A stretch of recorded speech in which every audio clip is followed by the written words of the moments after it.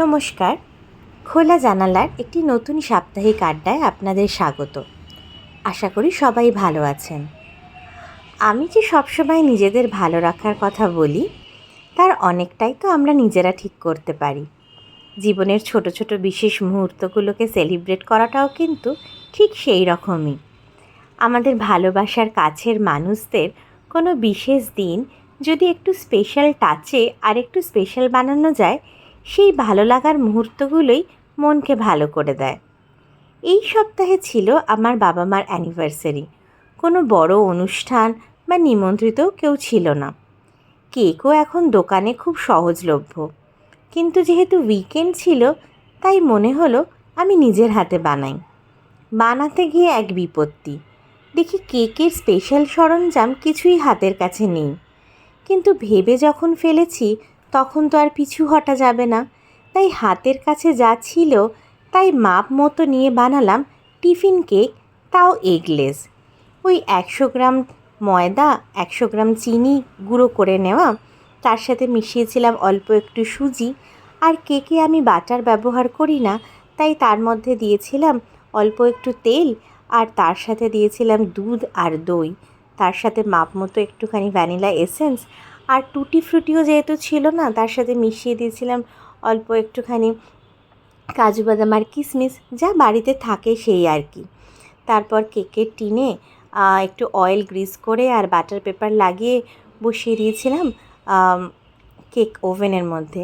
হ্যাঁ, অবশ্যই কেক ওভেনটা প্রিহিট করে নিয়েছিলাম।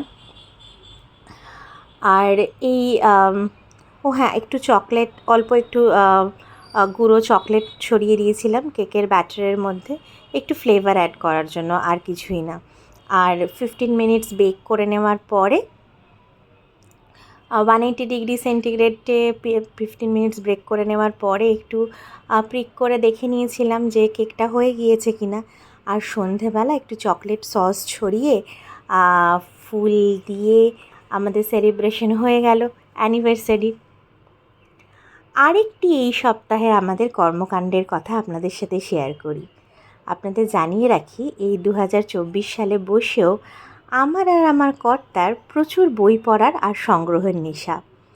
দুজনেরই ছোটোবেলার বই, ম্যাগাজিন যা এখনও আছে, তা দিয়ে আমাদের ছোট্ট বাসায় একটি ছোটোখাটো লাইব্রেরি আছে। এই লাইব্রেরি বানানোটা জানেন তো, আমার ছোটোবেলার স্বপ্ন ছিল যে বড় হয়ে যখন নিজের বাড়ি হবে, সেখানে একটা লাইব্রেরি থাকবে। ঈশ্বরের আশীর্বাদে নিজেদের ছোট্ট বাসায় যে লাইব্রেরিটি তৈরি হয়েছে, এবার তার ক্যাটালগ বানানোটি বড়ই দরকার হয়ে পড়েছিল। না হলে নিজেরাই ভুলে যাচ্ছি আমাদের কাছে কি বই আছে। তাই গ্রীষ্মের প্রবল দাবদাহের এই উইকেন্ডে আমরা দুজনে ঠিক করলাম আমাদের বাড়ির লাইব্রেরির বইয়ের ক্যাটালগিং করব। যেমন ভাবা তেমন কাজ, আর এ তো মনের এত কাছের কাজ, তাই দুজনে মনের আনন্দে ভাগাভাগি করে প্রায় শেষ করে ফেলেছি বাংলা বইয়ের এন্ট্রির কাজ।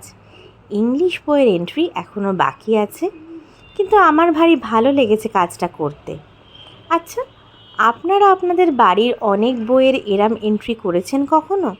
আমাকে কমেন্টে জানাবেন প্লিজ। আরও একটা কাজ করেছি, যে আমাদের বাড়ির যত পুরনো ম্যাগাজিন ছিল, মানে আমাদের ছোটোবেলার যত ম্যাগাজিন ছিল, সেগুলোকে বাঁধাই করিয়ে রাখলাম। আর সেই বাঁধাইয়ের প্রচ্ছদ ডিজাইন করেছে আমার শ্রীমান পুত্র। সুতরাং বইয়ের ক্যাটালগিংয়ের কাজে আমাদের তিনজনেরই হাত পড়ল। আমাদের বইগুলিও রয়ে গেল, পুরনো হয়ে যাচ্ছিল, তাই বাঁধাই করে রাখলাম আরও কিছু বছর যাতে সুন্দরভাবে পড়া যায়। আর আমার পুত্র বড় হয়ে যাতে দেখতে পায়, ওর হাতে আঁকা প্রচ্ছদ দিয়ে আমাদের এই বইগুলো সংগ্রহ হয়ে রইল আমাদের ছোট্ট বাসার ছোট্ট লাইব্রেরিতে। আজ আসি তাহলে, ভালো থাকবেন, দেখা হবে সামনের